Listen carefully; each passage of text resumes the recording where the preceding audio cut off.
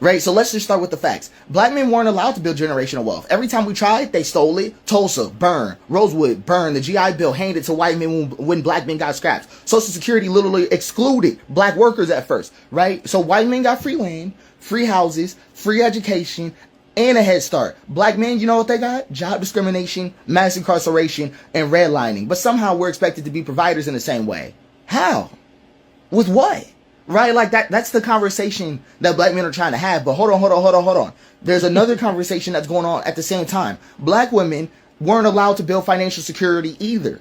Right? They couldn't own property for years. Years. Right? Couldn't even get a bank account without a husband or father signing. Right? Got pushed into domestic work that paid nothing. Right? So, and they were forced to be main caretakers even when they work full time. So now they're exhausted, right? Because America expects them to work full-time and be full-time caregivers, unpaid, no development, nor growth. Are you seeing it? Right? The American dating model was never for us. The American dating model does not work with black couples. The reason why white couples prospered back in the day was government handouts, one-income households that only worked because government backed the wealth. The government was acting like somebody's wife. Right? And black people never got that. Okay, so instead of fixing the system, America just told us, work harder. Black men stop being so broke. Black women stop being so independent. No, just fix the decades of exclusion that got us here. Okay, just fix the road that took us here and we'll stop walking on it. Okay, so black men were never allowed to build wealth. So the struggle to become they struggle becoming the providers America expects them to be. That is all that happened. Okay, and the lack of sympathy that we're being encouraged to show to each other is just wrong, right? I love this guy. I do agree with him. When you look at the dynamic of what has transpired over X amount of time, he's completely correct, in my opinion. He's completely correct. But my thing is now, if we can identify that, what's the solution? You say we're not supposed to date like white men, then what are we supposed to date like?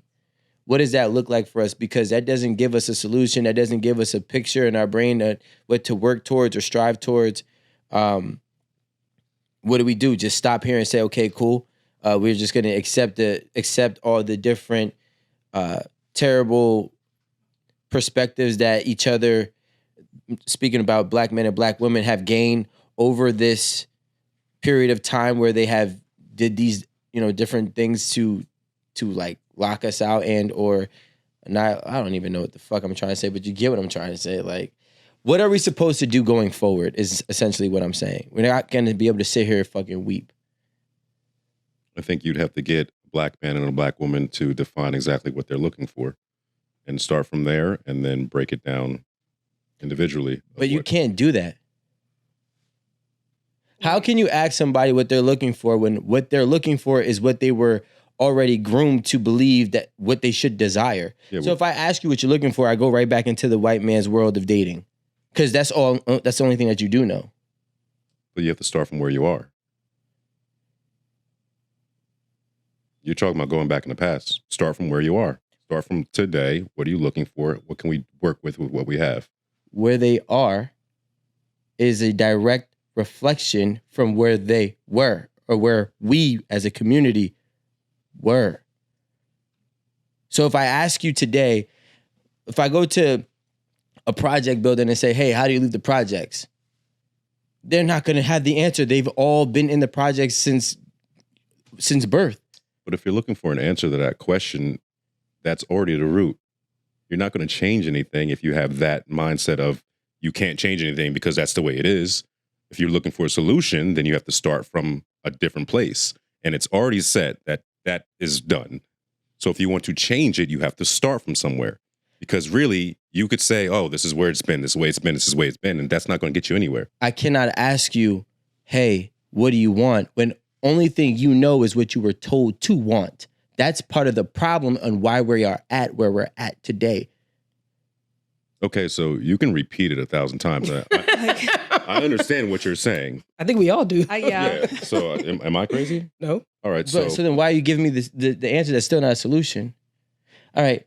You're asking me to give you a solution while still providing the same problem. So you have to start. How would you start? How about that? How would you start? I would say that somebody Can't do it. somebody has to take the initiative. Can't do it. We were already there. No, we weren't. Okay. Somebody has how to would you take. start? Somebody has to take the initiative, and when taking the initiative, it would typically be the man in the household, or the man would be the leader typically. So if we're talking about how will we start, somebody has to follow suit. Somebody has to be a leader. I can't just ask, "Hey guys, let's share hands. How should we start dating going forward, knowing that we're all programmed to have been dating the way we've been dating, which is why we're failing at dating?" That is not a solution. Are you arguing with yourself? I'm arguing with you. I'm not arguing. If you have to start somewhere, you have to start somewhere. Am I crazy? No. What I captured from the video with not dating like the white man is, instead of dating with finances, date with morals and principles. So instead of when a young lady pursues a man, or when they start dating, instead of, oh, you got to take me to this 5-star restaurant and all of that stuff, or seeing what he could do in forms of monetization, start with morals and principles is the solution that I see there. Sounds like a plan to me. It does sound like a good plan, but when it comes to the finances for black couples, how do we go about that? Since he said that the white people, they were given free money. Right, yeah. So we've been placed at an economic disadvantage. So that's why I captured that. Trying to date how they date with finances.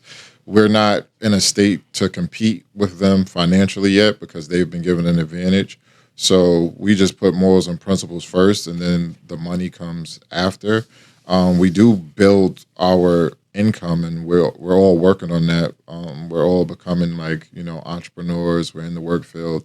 We're slowly trying to overcome this oppression that has been placed upon us. But just in the general sense of dating differently and not dating like them is just not. The men not leading with their pockets, and the woman not expecting a man to lead with his pockets is the main difference that we should be looking at. I agree. And how many years do you think that it'll all even out? That we'll at some point get to the white people dating and be on that same. I don't want to. I don't think we should. I don't want to get to that level or equal out with them in that aspect. What about when they combat financial stability being their prime reason for dating? The white people? No, the woman or the man, whoever's looking for a spouse, whether specifically in our community, if we're not speaking on leading with financial attributes or the desire of financial attributes, that means that we would have to, as a community, be okay with 50-50, quote unquote, struggle love, quote unquote. I don't want to say be okay, but we would all have to at least accept that in the very beginning. So I'd say this. I believe that for the most part, it's always been a shared responsibility of growing the home, whether it's with the kids, the finances. Everyone played a role in actually building the wealth or anything that came into that household. So it's generally always been a partnership. I would say that I don't know around what year this, and I would actually say it's recent for the most part, because my grandparents, both my grandparents worked, or my grandmothers worked, my mama worked, my aunties worked, my great aunties worked. So I don't really know a lot of women who didn't have to work. And even if they did not work as an employee of someone, they maintained the home. And mind you, they had a bunch of kids back then. Raising 5 kids, that's a job. And that's a job that you don't get to clock out of. You know what I mean?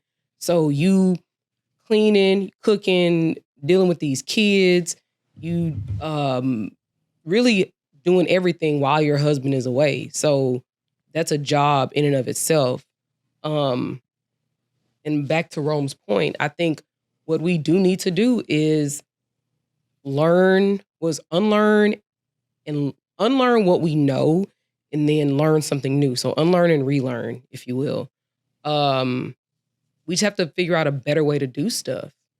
Because if we look at it from this perspective based on the information that, the guy in the clip provided, you should feel away when you hear that.